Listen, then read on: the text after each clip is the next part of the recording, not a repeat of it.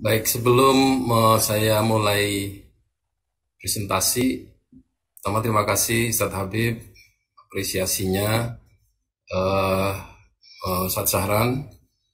Mudah-mudahan ini menjadi satu hal yang baru dan menjadi satu kesadaran baru bahwa masalah yang kita hadapi baik secara individu ataupun secara sosial masyarakat memang sangat kompleks ya, sangat sangat memerlukan perhatian yang luar biasa dari berbagai sisinya. Uh, ini pertanyaan-pertanyaan nampaknya masih uh, sangat basic sekali ya. Jadi saya mohon maaf ini para peserta. Worldview ini seperti saya mulai di awal, memang sangat sederhana kalau kita amalkan. Dia adalah trilogi dalam berislam, Islam, ilmu, amal, syariah, akidah, akhlak. Ya. Tapi dia juga menjadi, karena Islam sebagai sebuah agama dan peradaban, dia kemudian menjadi sebuah frame untuk memahami Islam sebagai sebuah agama dan peradaban. Nah, di sini nanti ada pertanyaan yang menarik dari Bapak Nur Salim, UMJ. Bagaimana cara memandang takdir dan sunnatullah dalam konsep worldview Islam? Ini kalau bicara takdir, kita berbicara iman. Ya. Tentu iman itu ada kaitannya dengan Islam atau syariah. Iman adalah akidah. Nah, ada rukunnya dalam iman itu. Takdir itu adalah bagian dari rukun iman yang 6. Ya, seandainya kita tidak bisa menghadapi atau tidak mampu menghadapi takdir, nampaknya keimanan yang di atasnya itu juga menjadi batal gitu ya. Anda tidak percaya takdir, tidak percaya kepada Allah. Oleh sebab itu perlu kita memahami betul-betul apa yang menjadi keputusan Allah dan apa yang kemudian kita jalani dari keputusan itu. Kalau saya rasa paling mudah jawabannya adalah kata-kata Sayyidina Ali. Sayyidina Ali pernah berkata, jika saya berdoa dan doa saya dikabulkan oleh Allah, saya berbahagia. Kalau saya berdoa dan doa saya tidak dikabulkan oleh Allah, saya lebih berbahagia. Karena apa yang saya minta tidak dikabulkan, tetapi yang saya jalani adalah takdir dari Allah, ketetapan dari Allah. Jadi apa yang menjadi ketetapan Allah itu adalah terbaik bagi kita. Cuma kadang-kadang manusia ini doluman jahula, kita ini dolim pada diri sendiri, dan kita bodoh mengenai apa yang diperintahkan oleh Allah. Jadi saya ingat juga satu doa yang dalam hadis, tapi hadisnya ini katanya agak maudhu atau bagaimana begitu, tapi digunakan oleh para aulia. Itu berbunyi, Allahumma raddini bi qadaika, ya Allah jadikanlah aku ridho dengan kodokmu, wabarik li fimma quddiroli, dan berilah berkah dengan apa yang engkau takdirkan. Ya. Jadi kalau takdir itu kita terima, dia menjadi berkah. Lebih baik berkah daripada tidak berkah. Kemudian lanjutannya yang menarik ini adalah hatta la uhibba ta'jil ma akhorta, sehingga saya tidak ingin mempercepat apa yang engkau akhirkan, wala ta'khiru ma ajalta, dan tidak ingin mengakhirkan apa yang engkau percepat atau engkau dahulukan. Ya. Seperti misalnya orang ingin naik haji 5 tahun lagi, tapi kemudian tiba-tiba mendapat panggilan haji tahun ini. Atau katakanlah orang tua yang punya anak gadis, ya, dia ingin anaknya menikah setelah dia kuliah, tapi tiba-tiba baru tamat SMA dia dilamar orang. Itu berarti Allah mendahulukan itu. Kalau Allah mendahulukan, janganlah kita ini mengakhirkan. Nanti aja, saya mau nanti. Itu berarti kita uhibbu takhiru ma'ajalta. Ini tidak boleh ya. Maka dari itu kalau kita mau bicara takdir, kita harus memahami, kita berdialog dengan Allah ya. Kita faham tentang Allah itu juga bagian dari worldview. Nomor 2, Bapak Indra Effendi, apakah ada dikotomi ilmu pengetahuan dalam Islam? Padahal ilmu itu berasal dari satu sumber. Ya, tidak ada dikotomi. Dikotomi ini perlu difahami adalah sebagai sebuah cara pandang terhadap dunia secara fisik ya, yang itu selalu mendua. Artinya dikotomi itu ilmu tidak bisa disatukan dengan agama. Ya, kemudian jiwa tidak bisa disatukan dengan raga. Cara pandang inilah yang dikotomis ya, atau dualistis. Islam tidak memandang itu. Jiwa kita ini berkaitan dengan raga. Niat di dalam diri kita ini berkaitan dengan perilaku yang kita lakukan. Berbeda dengan worldview Barat. Kalau Bapak Ibu sekalian ingat dengan Robin Hood, ya. Robin Hood itu dia mempunyai niat membantu orang miskin, tapi dia merampok. Ya. Perbuatan fisiknya itu seakan-akan dibenarkan oleh niatnya. Di dalam Islam tidak bisa Anda membunuh orang, tetapi niatnya membunuh orang tanpa peperangan maksudnya, membunuh orang tanpa ada sebab. Sebabnya Anda ingin, katakanlah misalnya menolong orang lain yang selalu didalimi oleh orang itu tidak boleh. Dan begitulah istilahnya bahwa Islam tidak membedakan satu entitas atau sesuatu yang satu menjadi dua, itu dikotomi seperti itu. Ilmu juga begitu, tidak ada istilahnya ilmu agama dan ilmu umum. Kalau tidak salah Al-Ghazali itu mengatakan jami'ul ulum ba'dul ulum al-syar'iyyah naqliyah wa ba'dul ulum an-naqliyah syar'iyyah. Jadi sebagian besar ilmu-ilmu syariah itu rasional dan sebagian ilmu rasional itu syar'i, religius, karena dia rasional. Jadi apa yang bisa kita terima dengan akal itu bagian dari agama. Ya. Belajar kedokteran, ya, itu adalah bagian daripada kita beragama. Kalau emang kedokteran itu sesuai dengan syariah. Yang ketiga, Bapak Ishak Sofar, saya ketika baca ayat pilihan dalam sholat selalu baca basmalah. Karena saya selalu ingat surat Al-Alaq ayat 1. Apakah ada perintah baca dengan menyebut nama Allah? Ya, memang segala sesuatu harus dimulai dengan niat lillah. Ya, itu ayat surah dimulai dengan basmalah, kita sendiri Iqra bismi rabbik. Itu artinya semua yang kita lakukan ini adalah sebagai sebuah bagian dari keberagamaan kita. Dan itulah Islam. Worldview itu di situ sebenarnya. Pandangan kita terhadap segala sesuatu akan mencerminkan perbuatan kita terhadap segala sesuatu itu. Ustadz Bapak Irfan Ali Rahman, apakah peradaban Islam merupakan refleksi dari worldview Islam? Betul, ya. Peradaban Islam itu maju di masa lalu karena umat Islam masih komit dengan worldview Islam. Bagaimana bisa komit ya?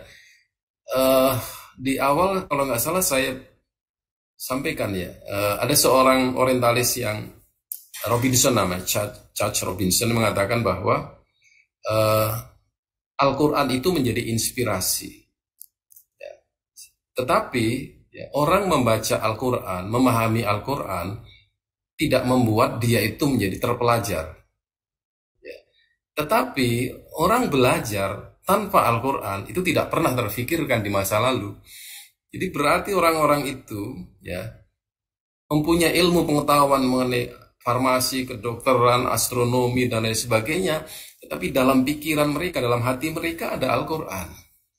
Nah, kenapa saya katakan bahwa Al-Quran adalah refleksi worldview adalah refleksi peradaban Islam. Iya, karena apa? Satu sisi bahwa Al-Quran adalah sumber worldview. Ya. Menurut Alatas, the worldview of Islam projected by the Quran. Jadi disinari oleh Al-Quran worldview Islam. Dari situ kita memahami segala hal. Dan kemudian peradaban Islam itu sumbernya dari Al-Quran. Karena Al-Quran itu adalah makdubah. Makdubah itu makanan. Makdubah itu kemudian menjadi kata adab. Adab, ya, itu yang dikaitkan dengan perilaku sekarang ini sebenarnya bukan itu. Adab itu adalah segala macam aktivitas yang ada di dalam kehidupan ini namanya adab. Makanya peradaban Islam adalah sebuah pengamalan dari semua ajaran Islam di dalam masyarakat, baik individu ataupun sosial. Nah, di situ. Jadi worldview Islam dengan Al-Quran itu memang sangat erat hubungannya. Terakhir Bapak Kuswandi, ada lagi Pak Kuswandi Ahmad Marfo.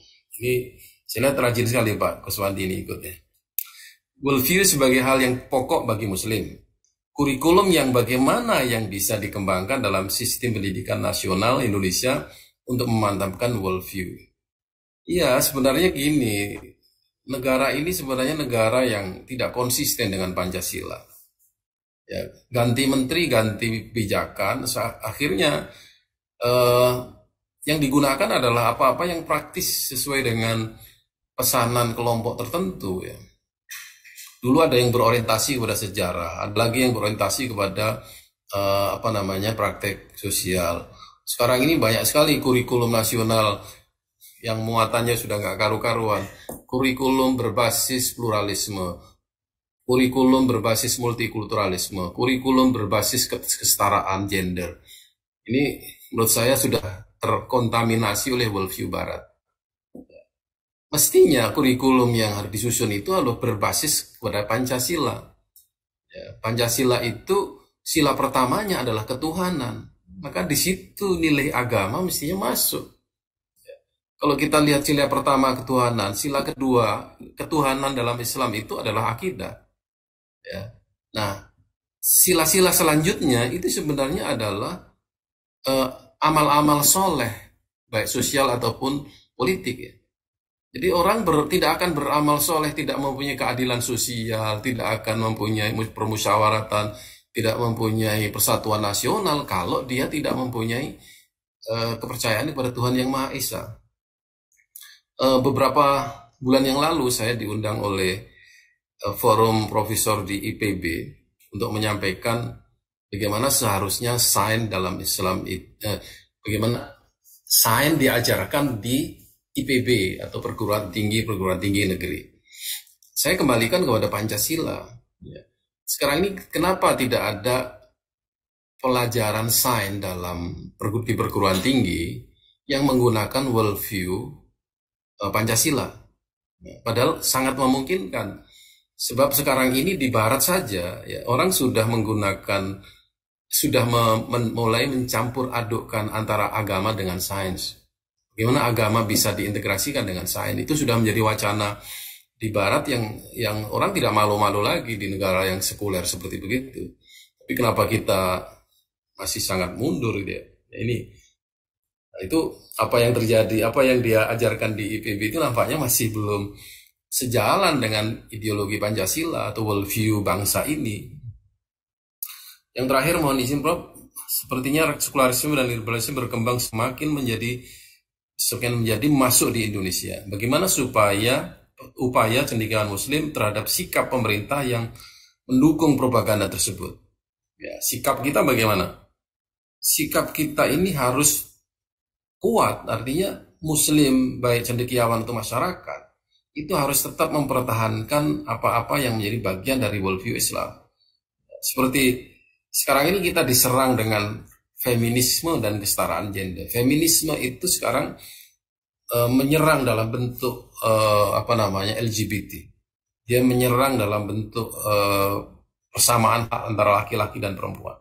Dia menyerang fikih mawaris. Itu luar biasa itu. Ya, sekarang pikiran-pikiran liberal yang muncul di tengah masyarakat dibiarkan saja di situ. Nah, ini perlu kecerdasan kita untuk merespon baik dalam media sosial ataupun dalam diskusi, seminar atau apapun. Kalau kita membiarkan itu berlaku, maka mereka akan dominan. Ya. Sebenarnya dalam falsafahnya Prof. Alatas itu sebenarnya kesalahan itu tidak ada. Yang ada adalah kebenaran yang tidak muncul.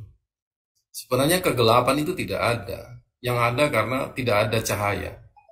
Nah, oleh sebab itu mari worldview kita ini kita kembangkan sehingga menjadi cahaya yang akan menerangi kegelapan atau kebodohan atau kesalahan yang dibawa oleh orang-orang yang tidak berasal dari Islam.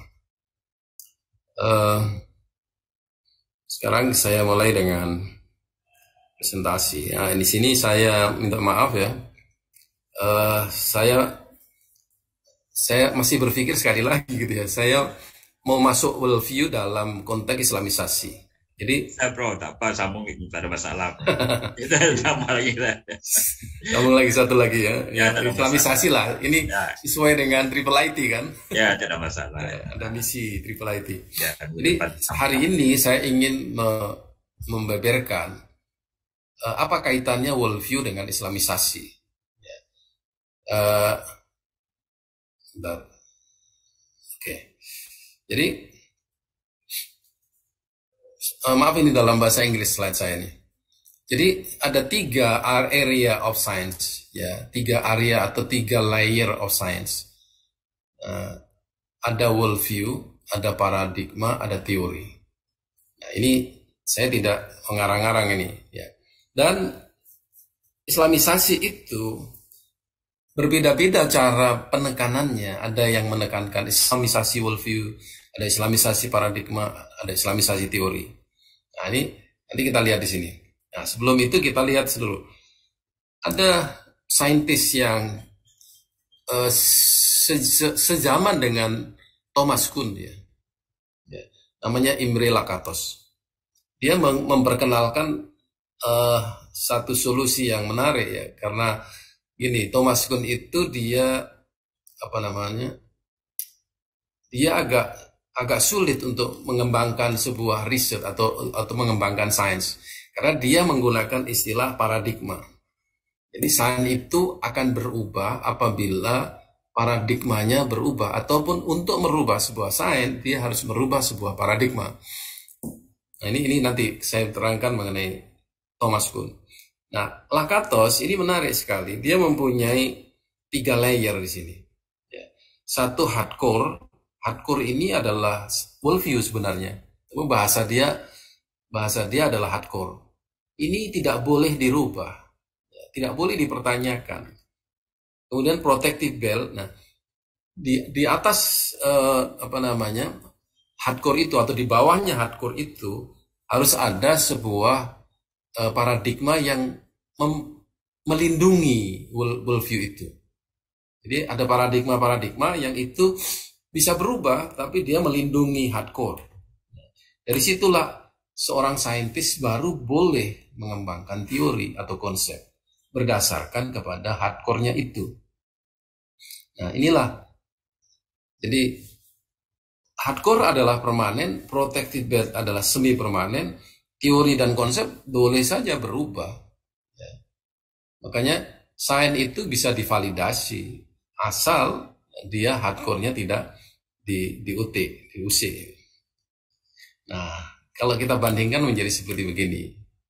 Ya, paradigma, kemarin kita sudah membicarakan paradigma. Paradigma bisa berubah-ubah, ya. Tapi worldview tidak boleh berubah.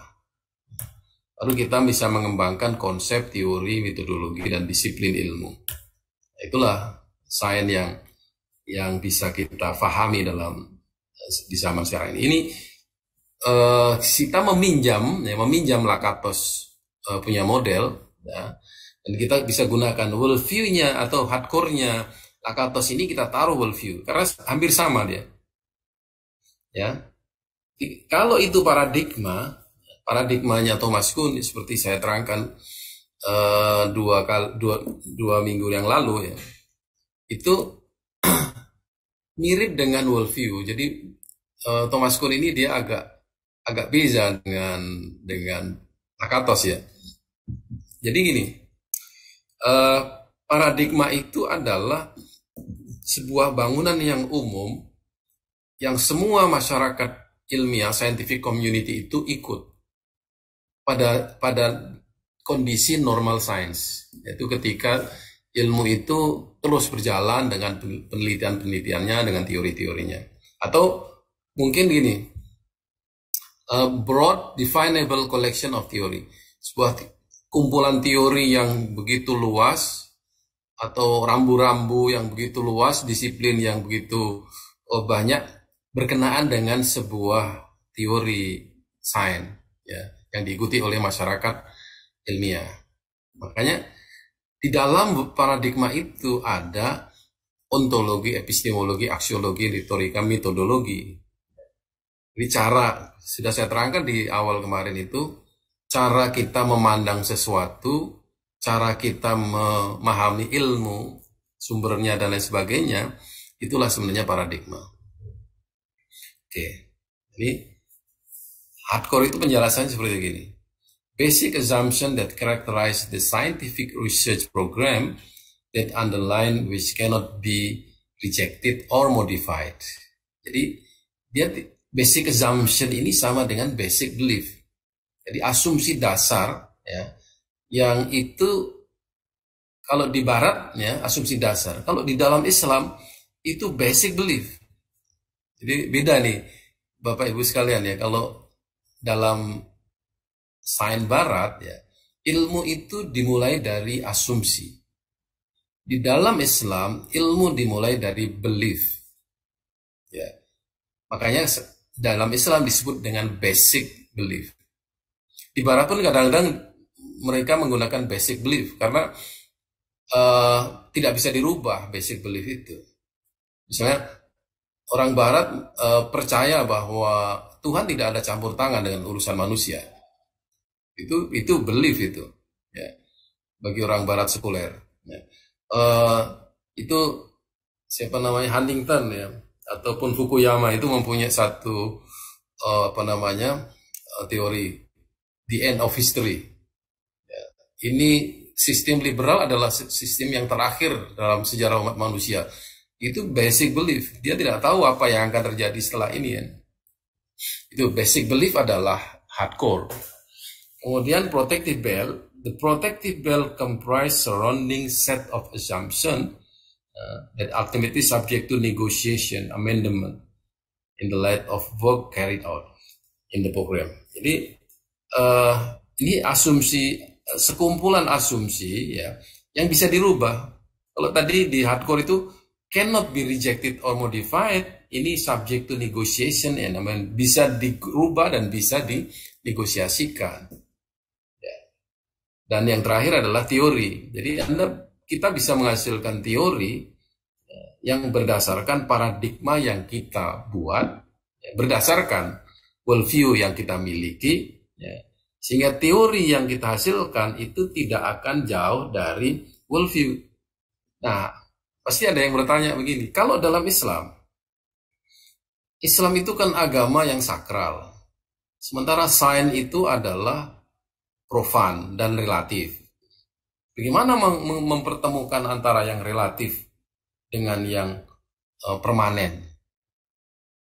Di sini kita mesti paham bagaimana struktur sains kan. Yang permanen itu adalah hardcore-nya, yang permanen itu adalah worldview-nya. Tetapi begitu dia menjadi teori, dia nggak permanen. Karena teori berdasarkan sebuah eksperimen, berdasarkan sebuah riset yang itu pasti akan melibatkan benda-benda ataupun masyarakat yang berubah-ubah.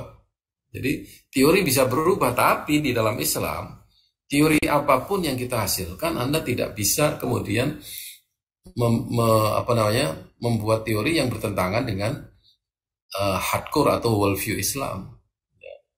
Tidak ada lah, misalnya ada sebuah teori yang mengatakan ini seperti yang terjadi di dalam riset di UK tahun 2000 berapa itu saya lupa, 2004 misalnya.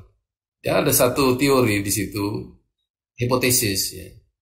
semakin cerdas seseorang itu, dia semakin ateis.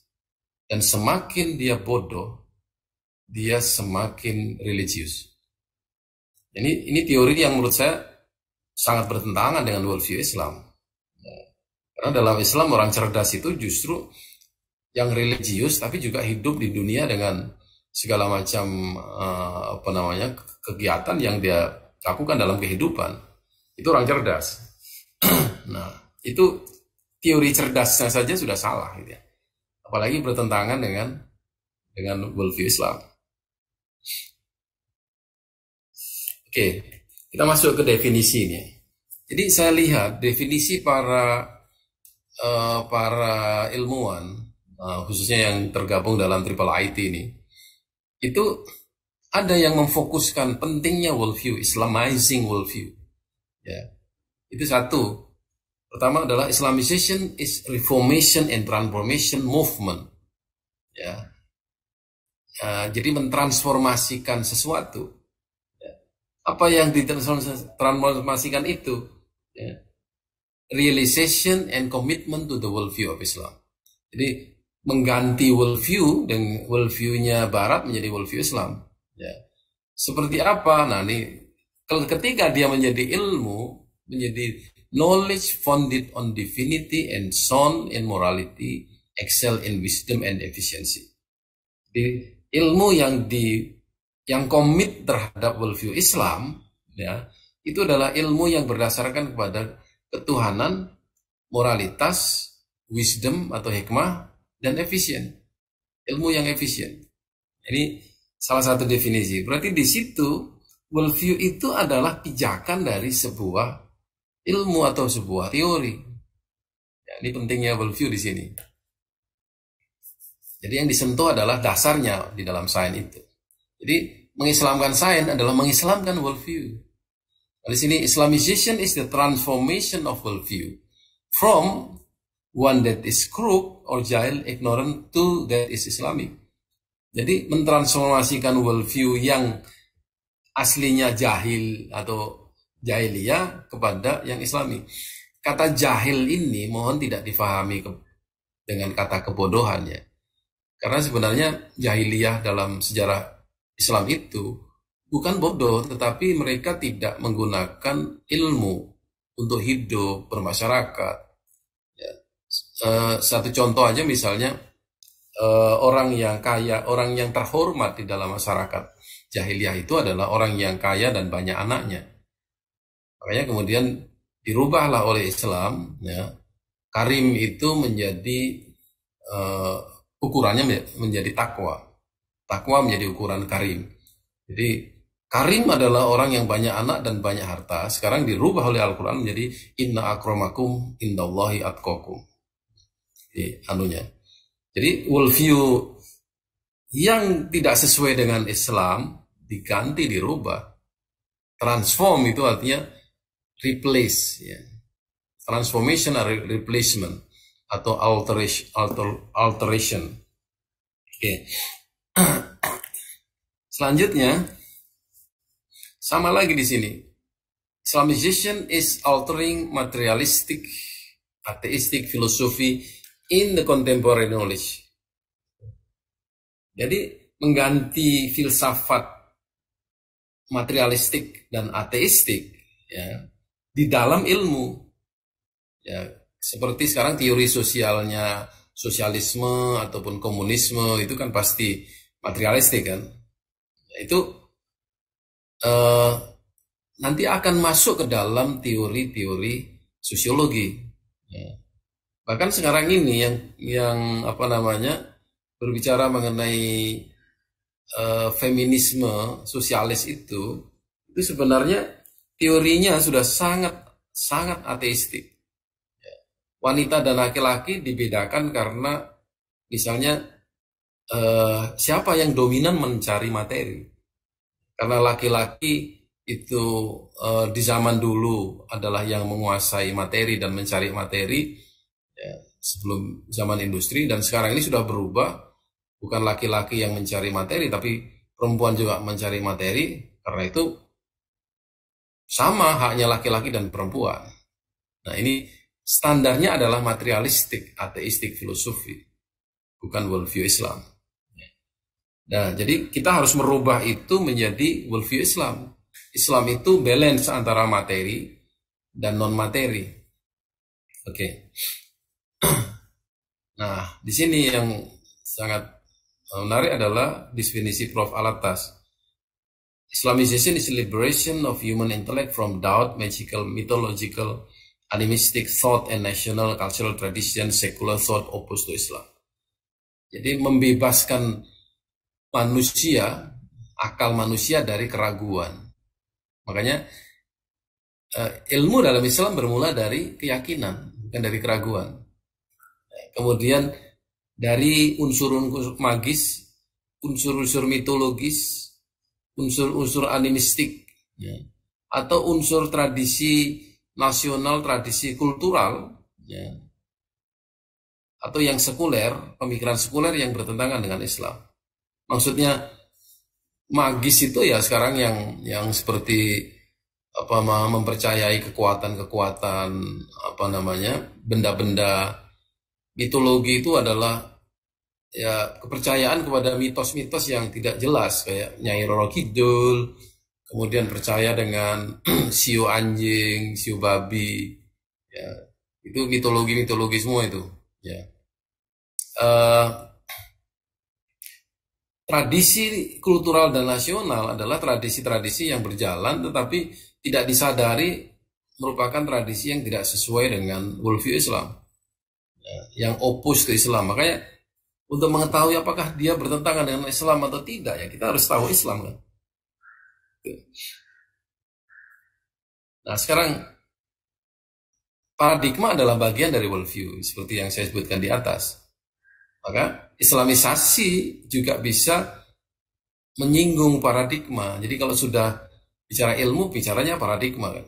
Nah, kayaknya Prof. Kamal Hasan dia mendefinisikan alternative paradigm for pursuing, teaching, developing, organizing, disseminating, or utilizing and evaluating contemporary human knowledge. Jadi mencari, mengajar, mengembangkan, menorganisir, menyebarkan, memanfaatkan, mengevaluasi ilmu kontemporer sesuai dengan worldview Islam, sesuai dengan etik, value, nilai-nilai Islam. Jadi di sini worldview masih menjadi asas untuk mengembangkan ilmu pengetahuan. Ya, begitu pentingnya worldview ini. Nah, ini Profesor Ismail Radzi Al-Faruqi. Islamisasi itu adalah untuk membentuk kembali, ya, membentuk recast, ya, the whole legacy of human knowledge, membentuk ulang ini ilmu pengetahuan manusia sekarang ini dikuasai oleh Barat sekuler kan. Jadi dirubah ini from the standpoint of Islam, dari standpoint of Islam ini dari worldview Islam sebenarnya. Ya. To do so in such way to make the discipline enrich the vision and serve the cause of Islam. Jadi dengan sedemikian maka akan muncul disiplin ilmu pengetahuan yang diperkaya dengan visi Islam. Maksudnya visi Islam itu adalah worldview Islam. Ini, jadi worldview lagi-lagi di sini berperan. Ibrahim Ragab ini juga salah seorang yang tokoh di dalam Triple IT ini ya. Islamization is regarded as shifting methodology and hence mastering Islamic ontological, epistemological assumption is regarded as the absolute prerequisite for any attempt to Islamic social science discipline. Jadi berubah, shifting metodologi itu artinya mengganti metodologi, menguasai ontologi Islam, epistemologi Islam, ya, sebagai satu syarat untuk melakukan Islamisasi ilmu sosial khususnya. Ini menunjukkan bahwa Islamisasi adalah sebuah proses di mana paradigma itu bentuknya sudah Islami. Jadi Islamization requires such paradigm which is Islamic in nature. Dia perlu sebuah paradigma yang Islami. Kayak cara pandang kita tentang sesuatu, cara kita mencari ilmu. Ilmu dalam Islam sumbernya kan ada dua. ada akal dan ada wahyu. Nah, di situ kita tidak boleh memisahkan dua hal itu. Nah, bagaimana ini nanti kalau akal bertentangan dengan wahyu? Nah, itu ada jalan, ada solusinya. Oke. Raziuddin Siddiqi. Ya, di sini paradigma lagi yang dipersoalkan. Ya, to organize and develop the system of knowledge. Ya, menyusun dan mengembangkan sistem ilmu pengetahuan berbasis ya, kepada konsep, prinsip, metodologi which are in conformity with the spirit of Islam. Dia bahasanya bukan worldview Islam, tapi the spirit of Islam. Dan the epistemology derived from the Quran, epistemologi yang diambil dari Al-Quran. Nah, Quran itu isinya apa ya? Isinya worldview lagi. Di sini. Jadi paradigma itu tidak bisa lepas dengan worldview. Nah, di sini ada definisi yang to the point kepada disiplin. Almarhum Prof. Abdul Hamid Abu Sulaiman ini baru beliau meninggal ya. Menurutnya adalah critical examination of modern contemporary discipline in the light of the vision of Islam. Ya.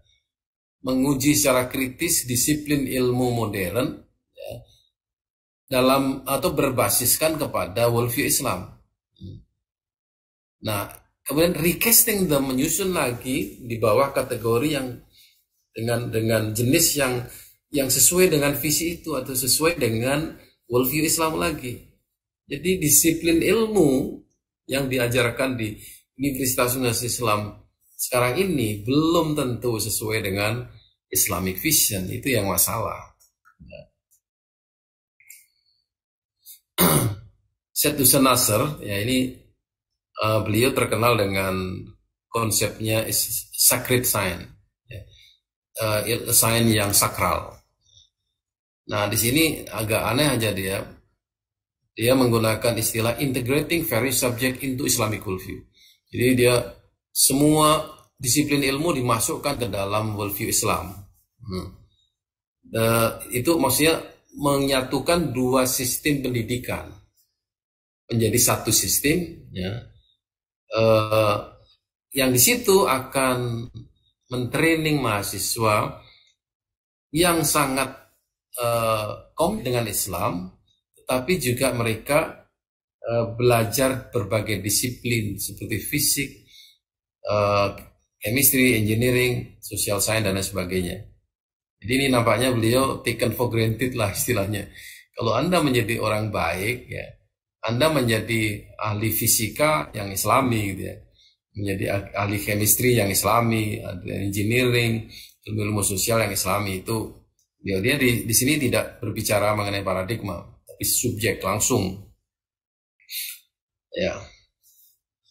Mumtaz Ali ini dosen di AIUM Malaysia.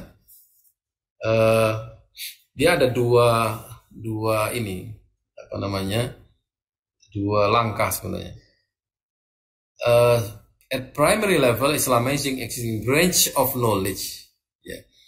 This means bringing them into the fold of Islamic worldview to achieve the objective of Islam in human life. Jadi cabang ilmu itu dimasukkan ke dalam worldview Islam. Jadi one must think that and create new knowledge in each and every discipline along with its related branches. Jadi ini orang yang tadi seperti di atas tadi menginginkan ada cabang ilmu baru dengan Islamisasi ini. Jadi sekarang tidak perlu kita bertanya-tanya lagi. Jadi semua fakultas nanti akan dinawakan Islam, ya tidak usah kaget begitu. Sekarang ini sudah ada fakultas yang merupakan hasil Islamisasi, yaitu Fakultas Ekonomi Islam, ya, atau fakultas atau prodi Ekonomi Islam. Sekarang di Kemenak namanya Hukum Ekonomi Islam. Nah ini atau Hukum Ekonomi Syariah. Ini hasil dari Islamisasi.